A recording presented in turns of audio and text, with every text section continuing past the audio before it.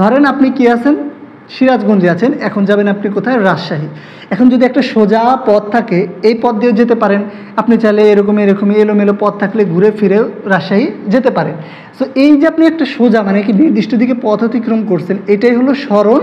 আর এই যে এলোমেলোভাবে একটা পথ অতিক্রম করছেন, এটা হলো দূরত্ব। তো এগুলো সংজ্ঞাত মুখস্থ করতে হবে না, বুঝবেন। বস্তু যখন নির্দিষ্ট দিকে পথ অতিক্রম করে, ওকে, এই যে নির্দিষ্ট কথাটি বলছি না, মাস্ট বি, এটা মাথায় রাখতে হবে। এখন দূরত্বের সংজ্ঞা যদি আসি, সময়ের সাথে বস্তুর পথ অতিক্রম, মানে সংক্ষেপে সহজ ভাষায় লিখেছি। আশা করি সরণ এবং দূরত্ব নিয়ে আর কারো মাঝেই কোনো কনফিউশন নাই, ঠিক আছে না? বেগ একক কি, মিটার পার সেকেন্ড। বেগ হচ্ছে সময়ের সাথে বস্তুর কিসের হার, সরণের হার। আর একটা কথা বুঝাই দিই, কোনো কিছুর সাথে হার কথা উল্লেখ আছে মানে কি, তাকে সময় দ্বারা ভাগ, মাস্ট বি, মাথায় রাখবেন, খুব ইম্পর্টেন্ট একটা বেসিক বিষয়।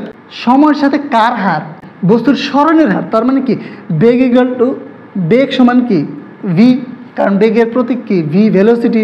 তাহলে বলছি কি কোনো কিছুর হার মানেই কি সময় দ্বারা ভাগ, তাহলে কার হার, সরণের হার। তাহলে সরণের প্রতীক কি এস, তাহলে হার মানে বুঝাইছি না যে টি দ্বারা ভাগ, সিম্পল জিনিস। তার যার হার বলবে তাকে সময় দ্বারা ভাগ। তাহলে এখান থেকে আমরা কি পেলাম, সূত্র পেয়ে গেলাম না? সো এখান থেকে কিন্তু আমরা সূত্রও পেয়ে গেলাম। এখান থেকে আবার আমরা ইউনিট বা একক বের করা শিখবো, এটা নেক্সট ক্লাসে আলোচনা করব। আজকে হচ্ছে মেইন কিওয়ার্ডগুলো আলোচনা করবো। দ্রুতিকেও কি একক হচ্ছে মিটার পার সেকেন্ড, এটাকেও ভি দ্বারাই প্রকাশ করে, বাট সময়ের সাথে কিসের হার, দূরত্বের হার। সেমভাবে ওই এই সরণ এবং দূরত্বের সাথে, অর্থাৎ সরণের সাথে সম্পর্কিত কার, বেগের, এবং দূরত্বের সাথে সম্পর্ক হচ্ছে দ্রুতির। ওকে, কি দ্রুতিকে যদি আমরা ভি দ্বারা প্রকাশ করি, কিন্তু দূরত্বকে ধরলাম আমরা ডি দ্বারা প্রকাশ করলাম, তাহলে হার মানে কি সময় দ্বারা ভাগ। তার মানে কি এই জিনিসটাই আবার কি ওই এস বাই টিকেই রিপ্রেজেন্ট করে। সো এখানে তাদের মধ্যে যে বেসিক মেইন পার্থক্য, এটা নিয়ে হচ্ছে আমরা আলোচনা করলাম, ঠিক আছে? আমরা পলিটেকনিক ভর্তি অ্যাডমিশন কোর্স, এইগুলো হচ্ছে ফ্রি ক্লাস।